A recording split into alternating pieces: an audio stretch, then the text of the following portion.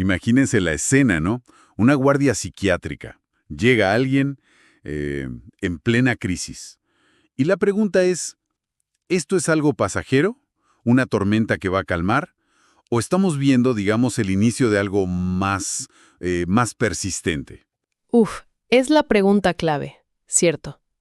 Y es algo que ya Henry A., este psiquiatra francés tan influyente del siglo XX, intentaba abordar. Exacto. Hoy justamente vamos a meternos un poco en su tratado de psiquiatría, para ver cómo él trataba de poner orden en este panorama tan complejo de las crisis mentales. Sí, ella es una figura muy particular. Porque, fíjate, él era básicamente organicista. O sea, buscaba las causas biológicas, ¿no? Ajá, lo físico, lo cerebral. Claro. Pero, y esto es lo interesante, no descartó lo psicológico. Para nada. Leyó a Freud, estuvo en seminarios de Lacan, o sea que incorporó cosas de la psicodinámica. ¿Integrador, en cierto modo? Sí, y desarrolló una semiología, un estudio de los signos y síntomas súper detallado, muy valioso todavía hoy. Y su gran aporte para entender las crisis fue esa división: enfermedades mentales agudas, las EMA, y las crónicas, EMC. Bien, detengámonos ahí. Esa distinción EMA versus EMC es central en su pensamiento, ¿verdad? Totalmente. Para él, las EMAs, las agudas, implicaban una desdestructuración del campo de la conciencia. Como si la pantalla de la mente, lo que vemos ahora, fallara un poco, temporalmente. Exacto. Son crisis, pueden ser muy intensas, pero son reversibles. Se puede, digamos, volver al estado anterior. En cambio, las crónicas, las EMC, Ahí es distinto. Suponen una desorganización del ser consciente. O sea, afecta la estructura de base, la personalidad. Es más como un daño en el sistema operativo, ¿entiendes? entiendo. Por eso él las veía como progresivas, continuas irreversibles en su esencia. Justamente. Ahora, ojo con el lenguaje de EA. Él usaba psicosis de una forma muy amplia en su clasificación general. Cierto, no como lo usamos hoy, oponiéndolo a neurosis necesariamente.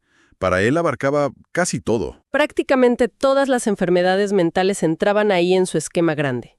Y acá viene un punto que siempre genera discusión, ¿Cuál? que incluye la psicosis maníaco-depresiva, lo que hoy llamamos trastorno bipolar, entre las agudas. Ah, eso sí suena raro hoy, sabiendo que es crónico.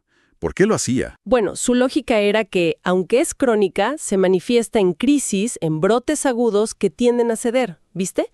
No se instala necesariamente un delirio crónico sistematizado todo el tiempo. Para él, lo clave era esa presentación por episodios. Entiendo el razonamiento, aunque nos choque un poco ahora. Bueno, entonces, si nos enfocamos en lo agudo según Yeh, ¿cuál es el primer grupo que describe? El primero son las reacciones neuróticas agudas. Ok, La definición clave que da EI es reacciones ansiosas desencadenadas por un shock emocional. o sea, una respuesta muy fuerte a algo concreto, ¿no? Un trauma, una situación límite que te desborda. Exacto. El punto central es lo reactivo. Es una reacción a algo. No es la neurosis ya hecha estructura, sino la crisis puntual. Bien, ¿y cómo se ven? ¿Cómo se manifiestan clínicamente? EI describe 3 formas principales. Primero, las crisis confuso-ansiosas. ¿Confuso, ansiosas? Sí.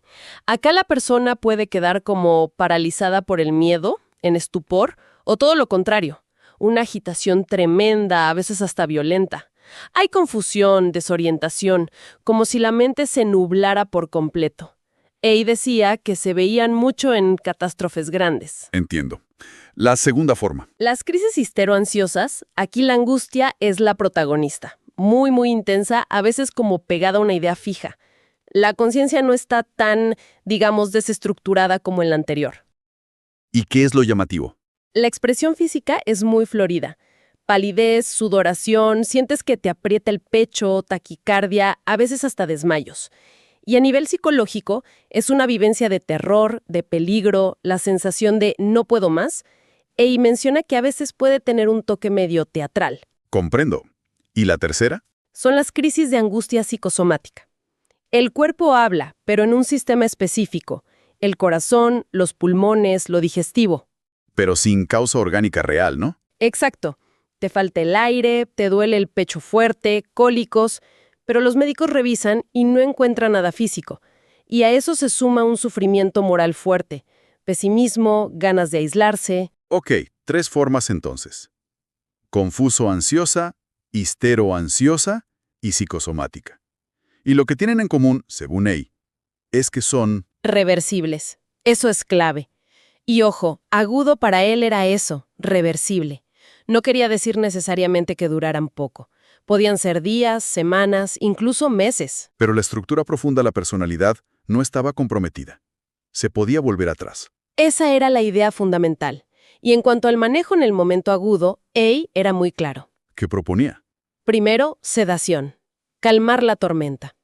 Él decía algo como cerrar las grietas del inconsciente con medicación. Bajar la intensidad. Sí, porque consideraba que en plena crisis, con la conciencia así, desestructurada, no había condiciones para la psicoterapia. El rol ahí era más de contener, de estar presente, pero tranquilo. Y recién después, una vez que la persona está más estable, ahí sí vendría la psicoterapia para elaborar qué pasó. Justamente, primero apagar el incendio, después ver por qué empezó, contener y después elaborar. Clarísimo. Bueno, repasando un poco, vimos la mirada de Henry Ey, su división clave entre lo agudo, que es reversible y afecta el campo de conciencia, y lo crónico, irreversible, que afecta al ser consciente. Ajá. Y nos metimos en el primer tipo de lo agudo, las reacciones neuróticas agudas, entendidas como respuestas a shocks con esas variantes que mencionaste, confuso-ansiosa, histero-ansiosa y psicosomática. Exacto. Y acá volvemos a la pregunta del inicio, ¿no? La que el propio Ey dejaba ahí, flotando. ¿Cuál era? Que aunque estas reacciones son, por definición, agudas y reversibles, él mismo advertía, cuidado, porque una crisis así podría ser la primera señal de un cuadro crónico que está debajo. Claro, como una psicosis que recién empieza a asomar. Por ejemplo, lo que nos deja con esa tensión en el diagnóstico, que es súper real a la urgencia. ¿Cómo saber si es solo una reacción que va a pasar o si es el primer capítulo de algo mucho más largo y profundo?